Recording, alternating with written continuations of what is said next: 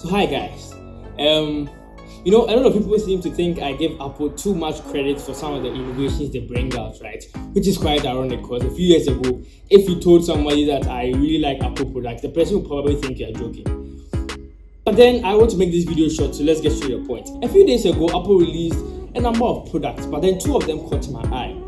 And I want to use these two products to try and illustrate the concept I've been talking about for a while now, the Apple ecosystem. Now, if you're a viewer of this channel, I'm sure I've heard me say it a couple of times, but then these two products that have been released, or one of them particularly, is a perfect illustration of what I usually refer to as the Apple ecosystem. So because I don't want to waste much of your time, let's get straight to it. I'm Michelle Manuel, and welcome to Tech Here.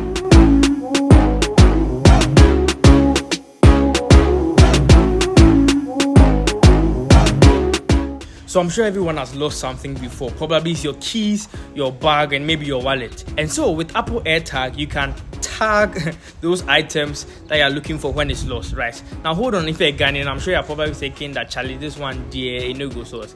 And to that, I say that definitely it won't be as effective in this country as other countries, but I think it's a cool tech and I want to talk about it. So basically how this works is you buy the Apple AirTag and set it up with your iPhone and attach the AirTag to the item you want to be able to track.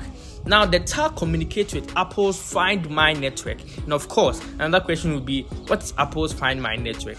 Now, Find My network is basically Apple devices talking to each other privately when they come into close proximity with another Apple device, right? They use Bluetooth identifiers. And so when your item tag gets missing, when your item with the tag gets missing, you pick up your phone, go to the Find My app and select the item that you're looking for. So anyone with an Apple device who passes by the thing that is missing with the tag, it will communicate with it and update you, only you, with the location of where the tag is, right? And so the person who helped you doesn't know that he has helped you, and you don't know who helped you. And because it's end-to-end encrypted, Apple too doesn't know the people involved in this temporal network solution. I think this is actually very, very smart.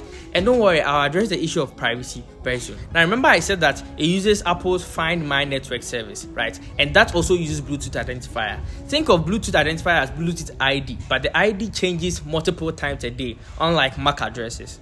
Now, Bluetooth identifiers change many times in a day for Apple so that you can't be tracked using one identifier. And generally, Apple has a very great record of protecting users' data, going as far as to refuse the US FBI request to unlock someone's iPhone. They were ultimately sued, but then they still won the case, so yeah.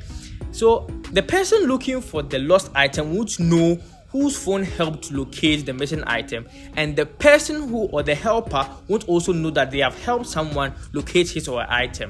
And of course, as I mentioned, it's end-to-end encrypted, so Apple too doesn't know the two people that are involved in this temporal network. So I'm sure you get the gist of it. You lose your item, use your phone to track the item with the help of many others using iPhone. Now this is only made possible due to the large number of people using iPhones, right? This is like the extended benefits of the ecosystem I was referring to in the beginning of the video.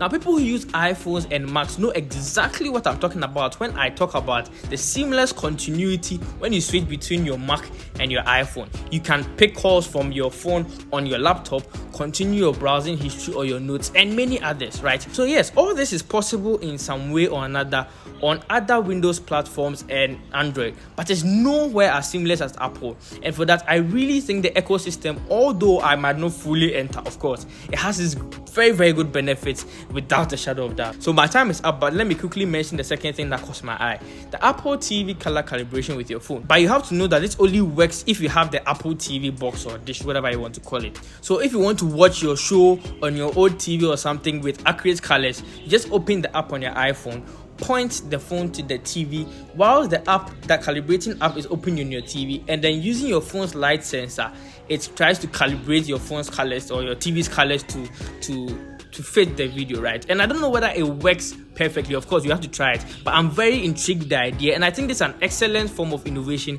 I'd like to see more and more. So that's the gist of the ecosystem I was talking about in the beginning, right? A lot of Apple people using products, and then it makes the integration or the using of Apple products, that's why they say it's simple. It's not that simple. I'm sure it's just as simple as Android, but because Apple controls most of the end-to-end systems, right, they are able to make sure that communication between these items are very seamless, and that's what a lot of people seem to like about Apple. And so, without talking too much for people to say I really like Apple, I'm just trying to explain why it seems that these days I'm trying to give them credit where it's due. And of course, if they blast, you know me, I will give it to them, right? So that's been it. I just tried to put something together short. I use the phone to shoot all this. You can see the quality has changed. But then I feel like putting my mind out there with respect to the Apple products. And so without further ado, I'm Michelle Manuel. And if you like this video, make sure you subscribe and like and share with friends and family. Let's build a tech-best Africa together. And until next time, I'll see you. Bye.